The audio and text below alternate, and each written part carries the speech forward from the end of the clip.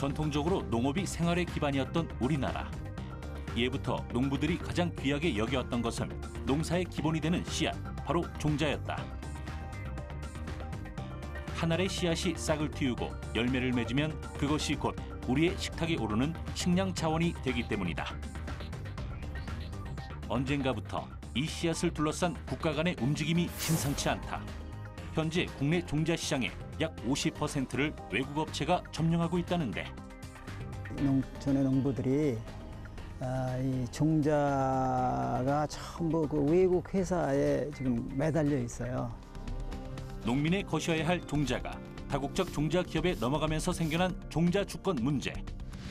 종자 전쟁 시대의 토종 종자를 지키고 잃어버린 종자 주권을 되찾기 위해 부지런히 노력하는 사람들의 이야기를 들어본다.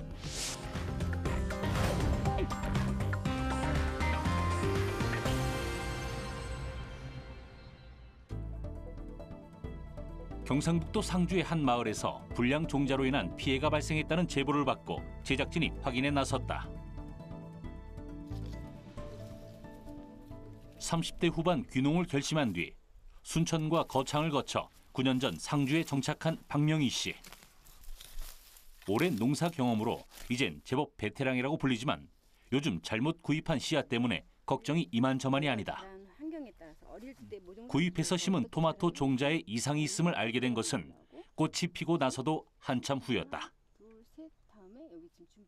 처음에는 몰랐죠. 꽃 하나가 피었을 때는 몰랐는데 저기 지금 있는데요.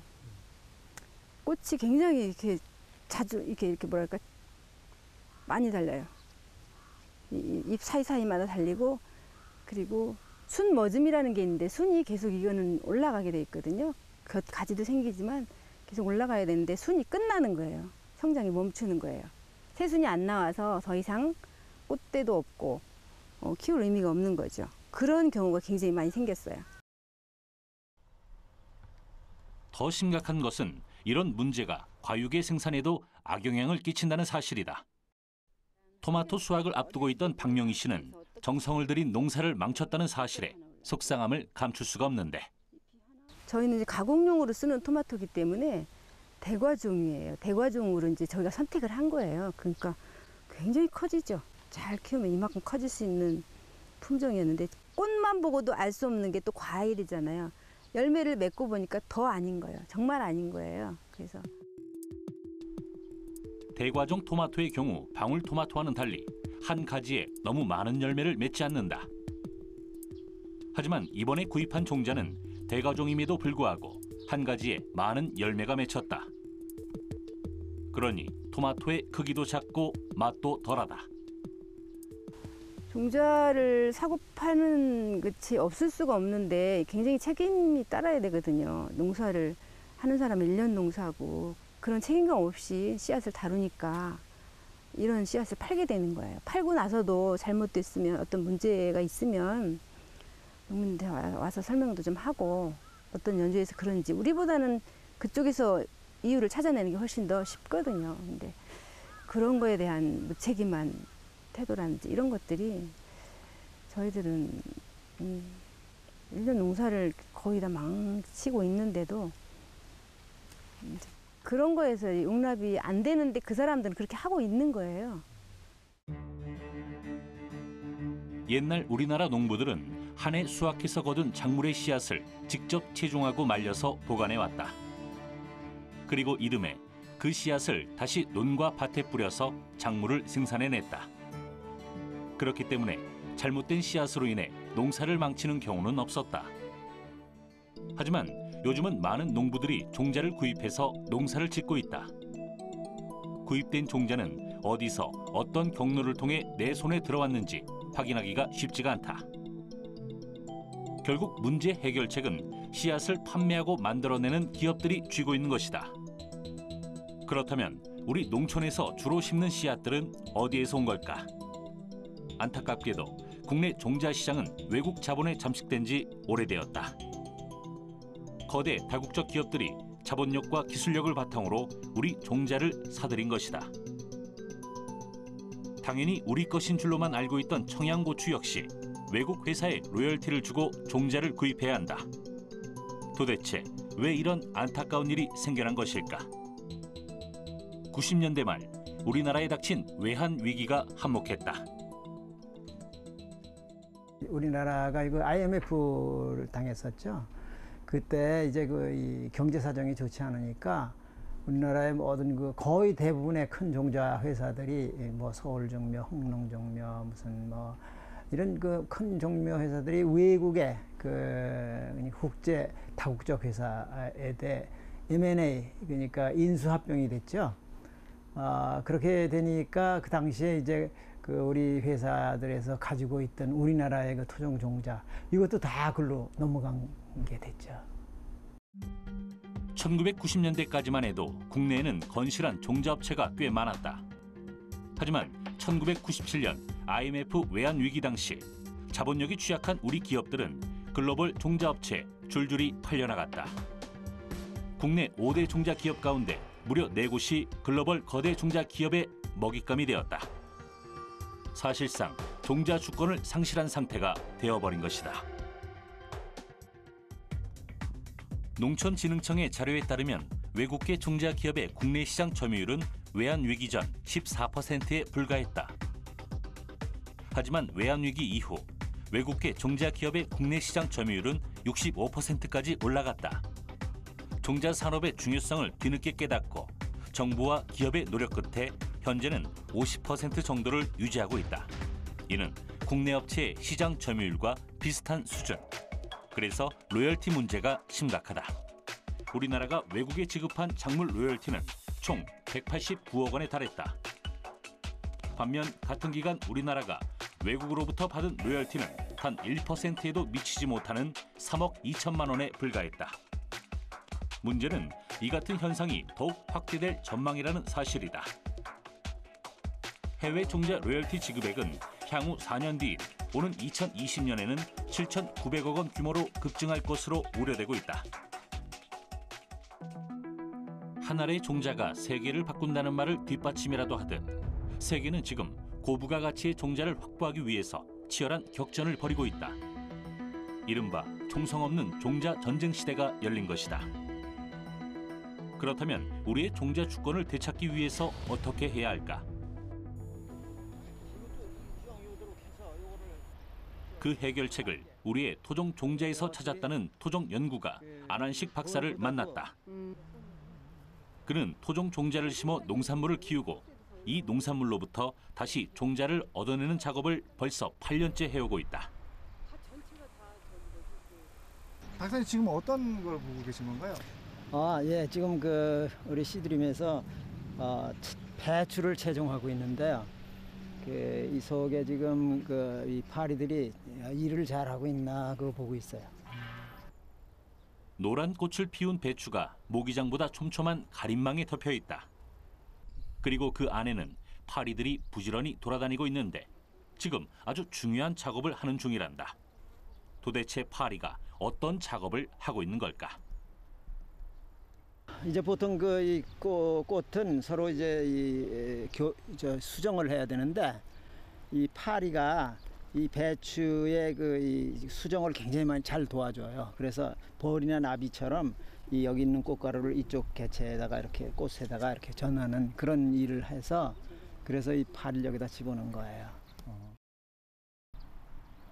일상에서는 그저 귀찮은 존재라고 여겼던 파리가 밭에서는 훌륭한 일꾼 대접을 받는다. 가림망에 둘러싸인 배추 역시 귀한 대접을 받긴 마찬가지인데 도대체 어떤 품종이길래 이렇게 신경을 쓰는 걸까? 이게 경종 배추라고 그래가지고 조선 배추라고도 하는 우리나라 토종 배추예요. 다른 배추들도 여기 쭉 있는데 개성 배추도 있고 뭐 이렇게 무릉 배추도 있고 이렇게 배추가 있는데 그런 것들이 함께 이렇게 열려져 있으면 서로가 이제 이 꽃가루가 여기 있는 게 글로 가고 글른 게 일로 오고 그러면은 잡종이 돼요. 그래서 그 잡종을 막으려고 이렇게 따로따로 이렇게 막아놓고 있는 거고요. 이것들이 우리나라 토종의 대표적인 거라고 볼 수 있어요. 배추 토종에 우리가 가지고 있는. 이 밭에는 토종 종자로 키운 다양한 작물들이 자라고 있다. 모두 안한식 박사가 전국의 농가를 돌아다니면서 수집한 종자들이다. 토종 종자를 모으는 과정에서 사라진 줄 알았던 품종을 발견하는 경우도 있다. 이게 외묵구라는 거예요.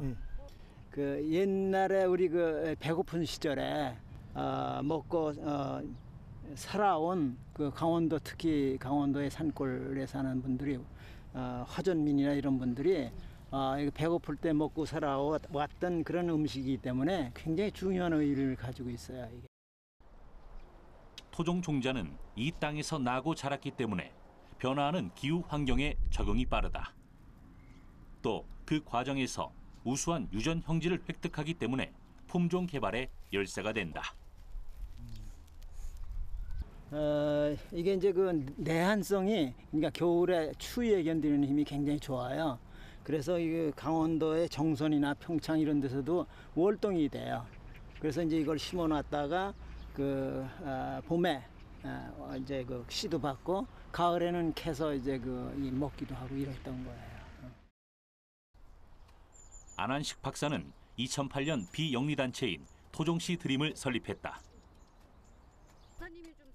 전국 농가에 흩어진 토종 종자를 찾아 육종하고 농부들에게 나눠주기 위해서다. 그 결과 1년에 최소 3번, 약 1만여 점의 작물이 활발히 교환되고 있다. 농촌의 농부들이 이 종자가 전부 그 외국 회사에 지금 매달려 있어요. 종자를. 그래서 이런 것들에 피해서 종자 주권을 지키고 또 더 나아가서 우리가 식량 주권을 지키기 위해서는 우리 토종이 가장 기본적인 거가 되는 거예요. 우리 세계에서 단 하나밖에 없는 우리 이 토종이기 때문에 이게 없어지면은 지구상에서 없어지게 되는 거예요. 그래서 이 토종을 잘 지키는 것이 크게 봐가지고는 이 산천에 있는 모든 수목이나 이 동물 이런 것들과 함께 지구 환경을 잘 지킬 수 있는 그런 방법도 되는 거고요. 그래서 우리가 이 토종을 기본적으로 잘 지켜서 이거 정말 그 우리 보석 같은 이 토종인데 이거를 우리 그 후손들에게 온전한 자체 그대로 잘 물려주기 위해서 우리가 노력을 하고 있는 거죠. 기업들이 생산하는 종자는 비료와 제초제를 함께 사용해야 잘 자란다. 이 때문에 수입 종자를 쓰면 수입 농약, 비료도 구매해야 한다. 반면 토종 종자는 이미 이 땅의 토지, 기후 환경에 잘 적응돼 있기 때문에 비료나 제초제에 대한 의존도도 낮다. 결국 토종 종자를 지키는 것은 곧 우리 농업 전체를 지키는 일인 것이다. 또한 생물 다양성을 지키는 일이기도 하다. 한국에서 토종 종자가 사라진다는 것은 곧 지구상의 생물종 하나가 멸종하는 일이기 때문이다. 이렇게 캐는 는 처음 봤어. 우와, 진짜 굵다. 야, 그거 되게 크다. 이거 제일 최고로 큰 거다. 여기 주화도 달렸어.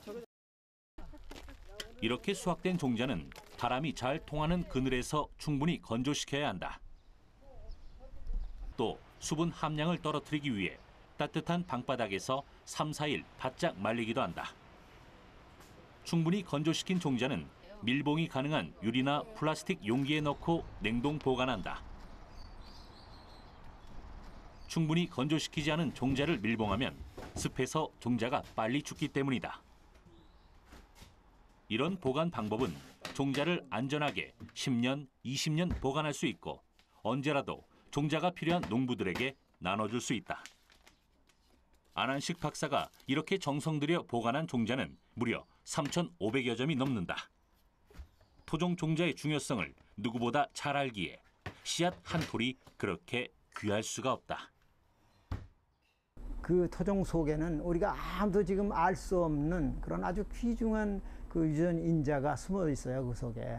그래서 그 유전인자는 우리나라의 우리 토종에밖에 없는 거예요. 그렇기 때문에 이걸 잘 개발해서 하면은 정말 귀중한 자원으로서 우리 참 종자 전쟁에 이길 수도 있는 그런 거가 되는 거죠. 예를 들어서 그 콩 같은 것만 해도 우리나라 콩이 굉장히 좋은 콩이 많았기 때문에 그게 미국으로 건너가서 거기서 좋은 콩 품종 많이 만들어서 지금이야 사실 우리가 미국에서 많이 수입해서 먹기도 하지만 뭐 그런 것도 있을 수 있고요.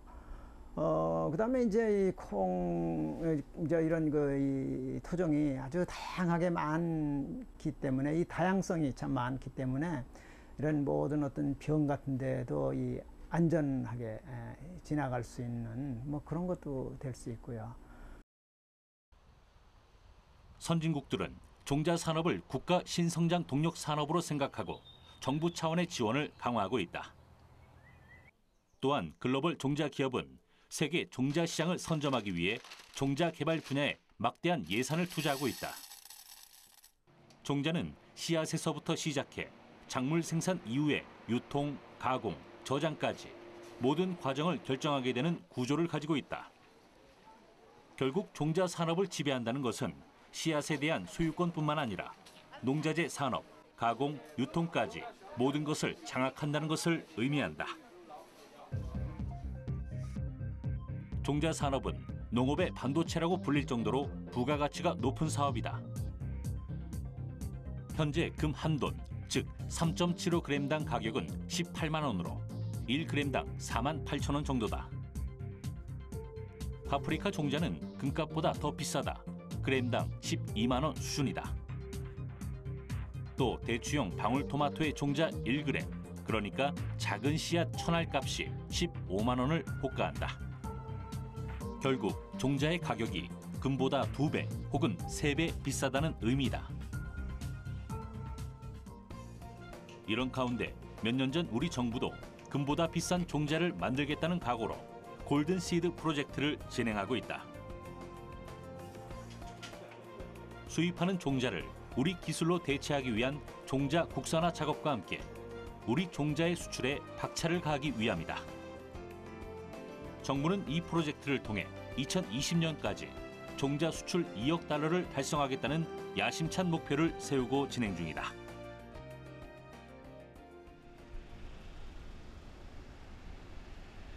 전라북도 전주에 위치한 농업유전자원센터, 종자은행이라고도 불리는 이곳에서는 우리나라 종자뿐만 아니라 세계에서 수입한 자원을 보관하고 있다. 우리나라 종자 산업의 핵심과도 같은 곳인데 문을 열고 내부로 들어가니 실로 어마어마한 양이다. 여기가 대한민국 종자은행입니다. 그래서 저희가 이제 두 곳이 있는데 그 영하 18도가 진정한 의미의 저장고이고 여기는 4도씨 정도라서 4도씨고 상대 습도가 한 40% 되는 분양하기 위해서 만들어 놓은 그런 저장고가 되겠습니다. 국가 등록 번호를 부여받은 21만여 종의 종자들이 중기 저장소, 장기 저장소, 그리고 DNA 은행으로 구분되어 보관되어 있는데 수분과 온도를 제한하여 종자가 활성화되지 않게끔 관리하는 것이 무엇보다 중요하다. 이렇게 잘 보관된 유전 자원은 마르지 않는 샘물처럼 자신의 특성을 다음 세대에 전달할 수 있는 기능을 가진다. 우리가 사용하는 모든 자원은 그러니까 지속적으로 사용할 수 있는 자원하고 지속적으로 사용하지 못하는 자원이 있습니다. 그런데 인간이 이 세상에서 쓰는 모든 자원들은 어디서 이렇게 만들어내는 것이 아니고 기존에 있었다든지 그다음에 생물을 통해서 합성을 했다든지 그러한 자원들입니다. 그런데 이 생물 자원이라는 거는 그러한 인간이 필요한 모든 그런 성분 이런 걸 가지고 있는 자원인데 보존하지 않으면은 이것이 없어져 버리면 그걸 다시 사용할 수가 없어요. 그렇기 때문에 귀중한 재산인데 지속적으로 사용하기 위해서는 꼭 보존을 해야 되는 그러한 임무가 있다고 이렇게 볼 수가 있을 것 같습니다. 이곳에서는 단순히 종자를 보관할 뿐만 아니라 필요한 사람들이 있으면 나눠주는 작업을 하고 있다. 종자은행에 보관되어 있는 자료들이 인터넷을 통해 공개가 되고 종자 연구원들은 그 자료를 토대로 생물 자원들을 대출하는 방식이다.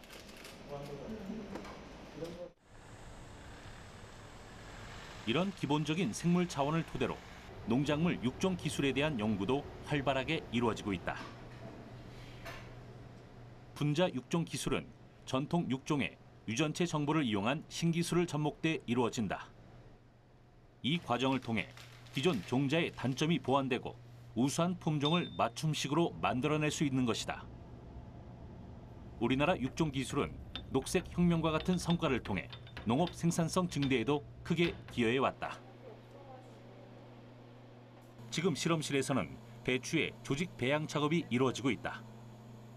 조직 배양이란 식물의 꽃가루나 생장점 또는 필요한 조직의 일부를 떼어내어 실험실 내에 적당한 환경에서 배양하는 방법이다. 동일한 개체를 대량으로 생산할 수 있어 육종 개량에 자주 이용된다. 또 신품종의 개발 기간을 단축시키는 역할도 해준다.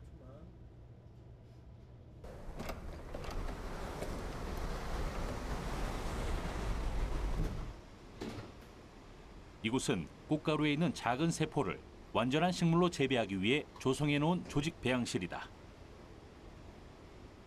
아까 보신 그 작은 꽃가루를 저희가 배양을 하게 되면 꽃가루 하나하나가 이렇게 식물체로 이렇게 자라게 됩니다.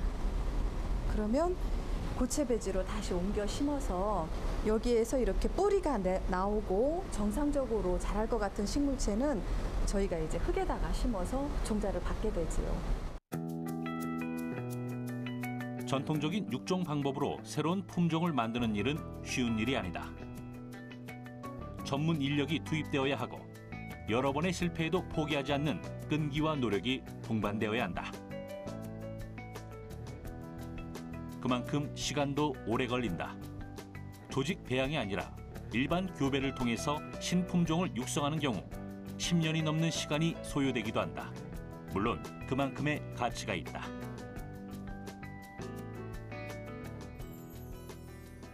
저희가 이렇게 그 오랜 기간 소요되지만 새로운 품종을 육종을 하는 것은 종자 한 알이 세계 시장을 잡을 수 있기 때문이에요. 그래서 그 종자 하나를 만들기 위한 재료로서 그 부친과 모친을 개발을 하는 게 저희가 지금 하고 있는 일입니다.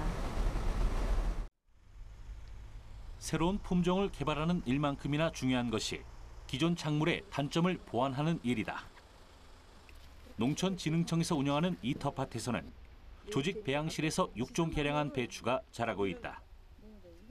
지금 보이는 이 품종은 우리나라에서 가장 많이 재배되는 배추이지만 몇 가지 단점을 가지고 있다. 더위에 약하다는 것인데 배추를 잘라서 속을 확인해 봤다.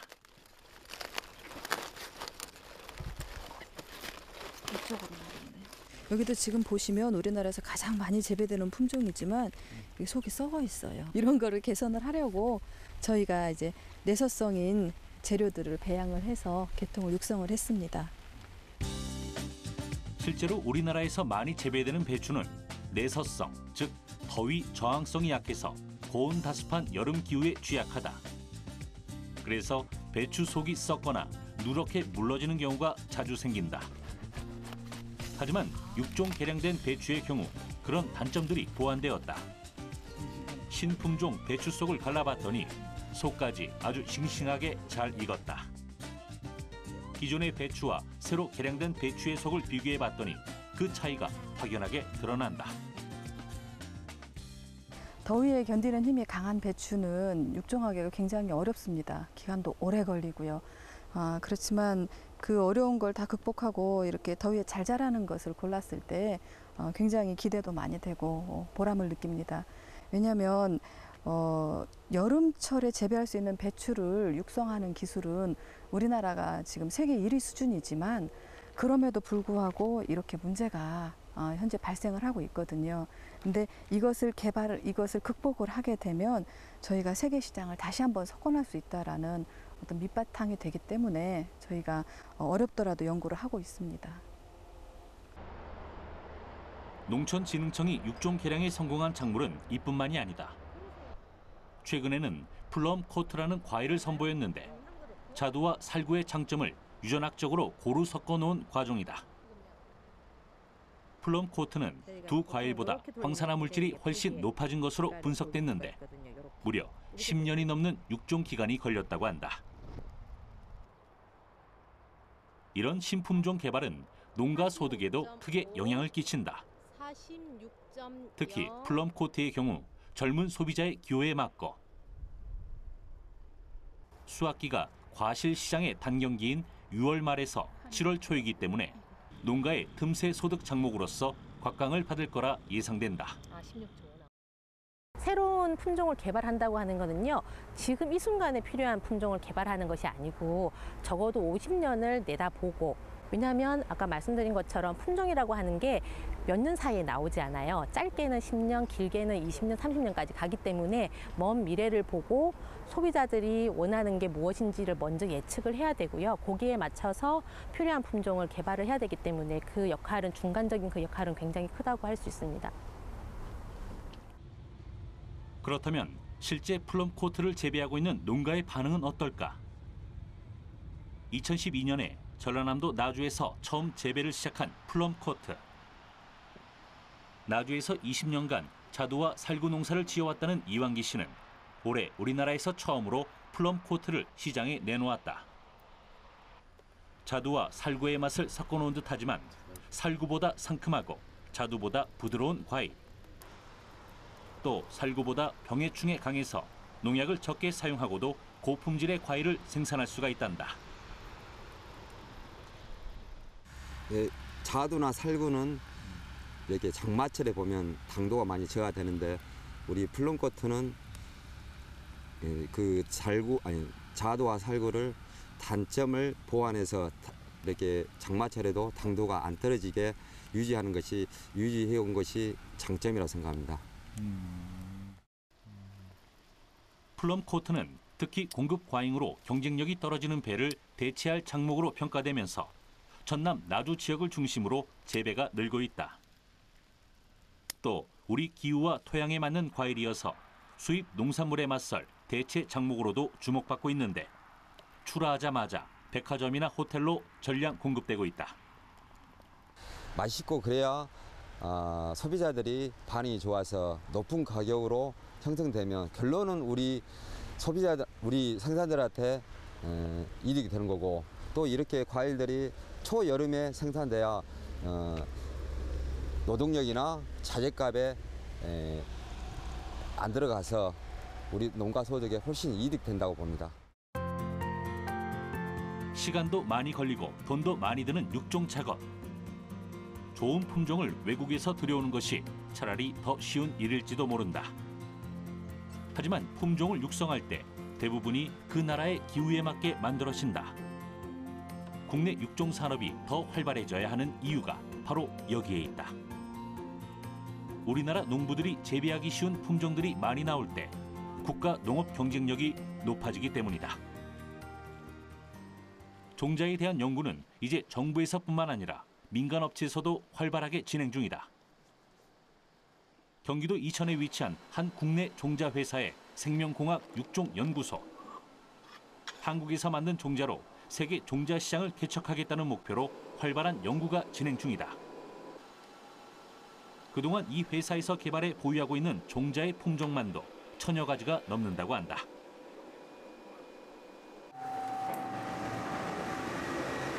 이 종자들이 가진 유전 자원으로만 따지자면 약 10만여 종이 넘어간다. 바로 이곳에 그동안 이 회사가 육성해온 귀중한 유전자 계통들이 잘 보관되어 있다. 이토록 유전 자원이 중요한 이유는 모든 종자 개발의 시발점이 되기 때문이다.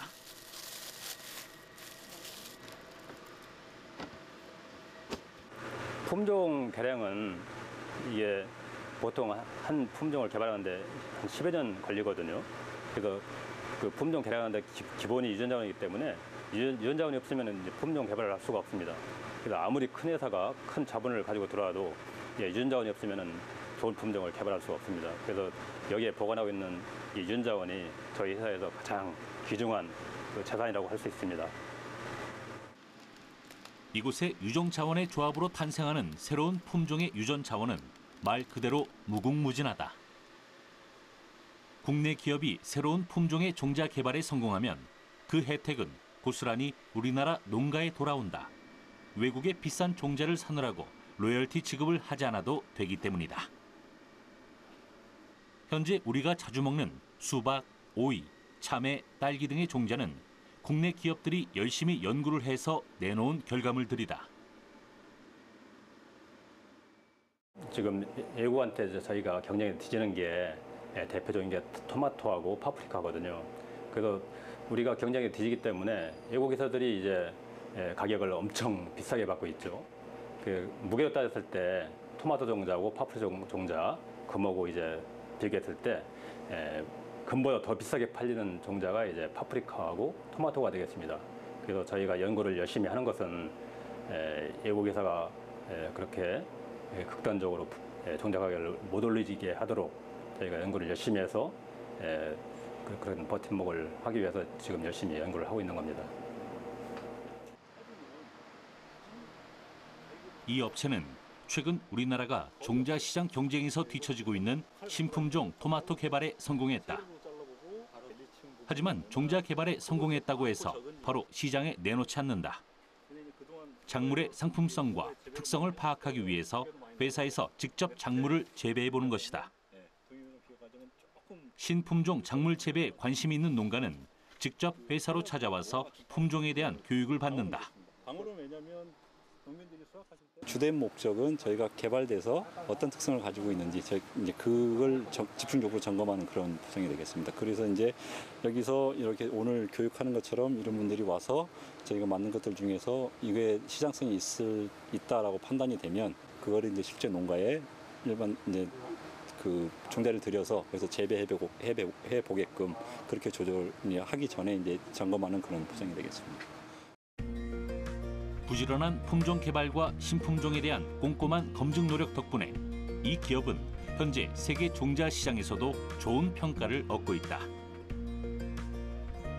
우리나라는 사계절이 뚜렷하기 때문에 우리나라에서 검증된 종자 품종은 세계 어느 시장에 내놓아도 경쟁력을 갖출 수 있다고 한다.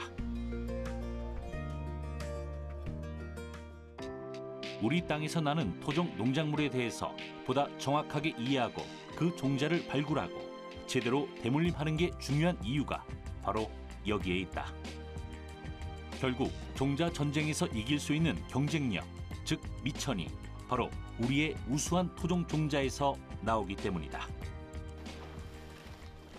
불량 토마토 종자로 피해를 입었던 박명희 씨는 사실 그 누구보다 토종 종자의 중요성을 잘 알고 있는 농부다. 그래서 농사를 지으면서 틈틈이 토종 씨앗을 갈무리한다. 나오는 양이 적어 씨앗만 받아두게 되는 작물도 있지만 그래도 매해 체종을 위해 따로 씨앗을 심는다. 콩파종을 해야 되는데요. 밭에다 직접 심으면 나도 좋고 다 좋은데 비가 안 온다든지 뭐 그런 일정상 좀 힘들 때 하고 요즘에는 새들이 특히 비둘기들이 이 콩을 안 남겨요. 떡잎이 막 올라올 때 그때 너무 다 먹어치우니까 예전에 했던 말들이 다 무색해지는 거예요. 새알 심어서 새 하나, 짐승 하나, 나 하나 먹는 게 안 되는 거예요. 그래서 싹을 내서 이제 모종을 키워서 밭에다 내야 제가 채종할 수 있는 씨앗이 생기더라고요. 그래서 지금 파종하려고 그런 겁니다. 박명희 씨가 처음 토종 씨앗에 관심을 갖게 된 이유는 스스로를 위해서였다고 한다. 다양한 채소를 심어서 먹고 싶었는데 씨앗을 구하기가 쉽지 않았고 종묘상에서 구입한 씨앗은 한두 해를 넘지 못했다. 그렇게 하나 둘씩 모으고 채종하기 시작한 씨앗들. 물론 훨씬 더 바빠지긴 했다. 많이 하거나 이제 어디서든지 살 수 있는 콩 종자다 그러면 이렇게 안 하겠죠. 이게 일이 많아지거든요. 키워서 키울 동안도 물을 계속 줘야죠. 하루에 2번 정도 주죠. 또 키운 다음에 언제 심어야 될지 계속 시기를 맞춰서 안 오면 물 주고라도 심어야 되니까 굉장히 일이 많아지는 거죠. 채종할 거 아니면서 이렇게 안 하겠어요. 잠시 엉덩이 붙일 틈도 없이 또 다른 작물의 씨를 받아야 한다는 박명희 씨. 이번에 채종하는 것은 토종 무의 씨앗이다. 한창 무가 여물어가는 시기. 하지만 너무 과숙이 되면 씨앗 채종에 좋지 않기 때문에 지금 베어내야 한다. 씨앗 갈무리를 하면서 가을무를 심을 준비까지 하면 오늘 밭에서의 작업은 끝난다. 뿌리로 먹을 줄만 알았지 무 씨앗의 생김은 다소 생소하다. 요 볼록볼록한데 한 개씩 들어있어요. 사실 토종 씨앗을 심고 채종하는 일은 농부에게 돈이 되는 일은 아니다. 그래도 매년 종류를 늘려 박명희 씨는 이제 수십여 종의 씨앗을 갈무리하고 있다. 무 한 개에서도 이렇게 한아름 씨앗을 얻을 수 있다는 게 가장 큰 보람이다. 토종 씨앗을 수확한다는 게 일이 엄청 많은 것 같아요, 어머니. 맞아요. 한두 가지면 괜찮은데 종류가 많으면 걔네들 시기가 다 다르거든요.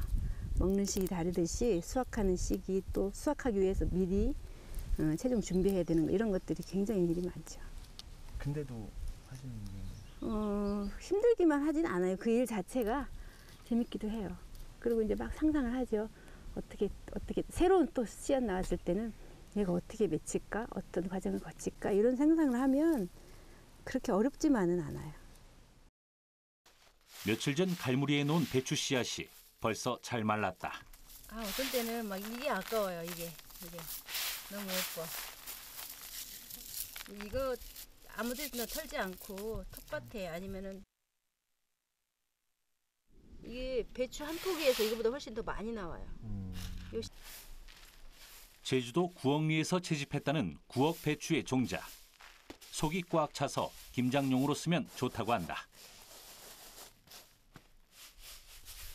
배추 씨는 금방 말라서 여기저기 튀어 없어지기 때문에 살짝 말리고 나면 기질을 해서 종자를 모으고 바로 통에 넣어 보관해야 한다. 이 구억 배추의 씨는 김장 배추들을 만들기 위해서 한 달 안에 다시 파종을 할 예정이다.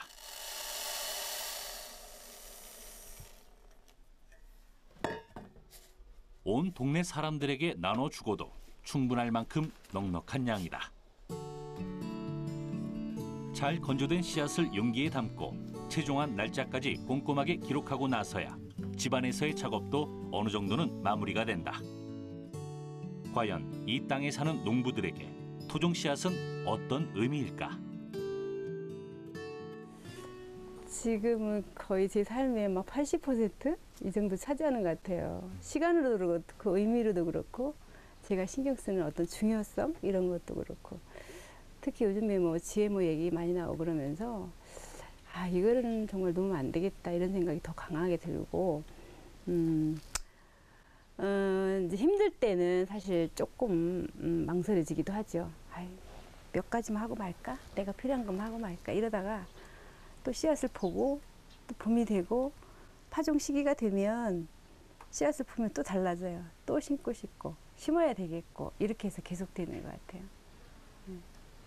제 삶을 계속 이끌어가고 있습니다.